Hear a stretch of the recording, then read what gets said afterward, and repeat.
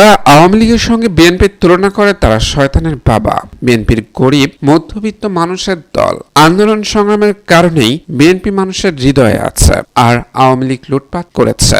আওয়ামী লীগের সঙ্গে যারা বিএনপিকে তুলনা করে তারা শয়তানের বাবা। তাদের মতো শয়তান আর কেউ নেই বলে মন্তব্য করেন বিএনপির ভাইস চেয়ারম্যান শামসুজ্জামান দুদু। রোববার জাতীয় প্রেস ক্লাবে মৌলানা আকরাম খাঁ হলে বাংলাদেশ ইয়ুথ ফোরামের উদ্যোগে গণ অভ্যুত্থানের 5 মাস আকাঙ্ক্ষা ও সংখ্যা শীর্ষক আলোচনা সভায় তিনি এসব কথা বলেন। দুদু বলেন, জুলাই গণ অভ্যুত্থানে আকাঙ্ক্ষা কি ছিল এটা সবাই জানে। আকাঙ্ক্ষা ছিল মানুষ ভোট দিতে পারবে স্বাচ্ছন্দ্যে, বাজার করতে পারবে, চলাফেরা করতে পারবে, খুন হবে না, গুম হবে না, বাজার নিয়ন্ত্রণ হবে, দুর্নীতি বন্ধ হবে, সীমাহীন ব্যাংক লুট, ঘুষ, দুর্নীতি বন্ধ হবে। কিন্তু এগুলো এখন দুঃখজনক পর্যায়ে আছে। আইন শৃঙ্খলা বাহিনীর যারা ছাত্র জনতার উপর গুলি করেছে তারা এখনো বহাল তাবিয়তে আছে। তিনি আরো বলেন, পরিবর্তনের পরে বর্তমানে যারা ক্ষমতায় আছেন তারা কি করলেন? এই সরকার এখনো কোনো কিছু করতে পারেনি। আইন শৃঙ্খলা পরিস্থিতি, বাজার নিয়ন্ত্রণ কোনো কিছুই করতে পারেনি। কিছু করতে না পারলে কি জন্য এসেছেন আপনারা? অনেকেই শিশুসুলভ বক্তব্য দেন, এগুলো প্রত্যাহার করেন।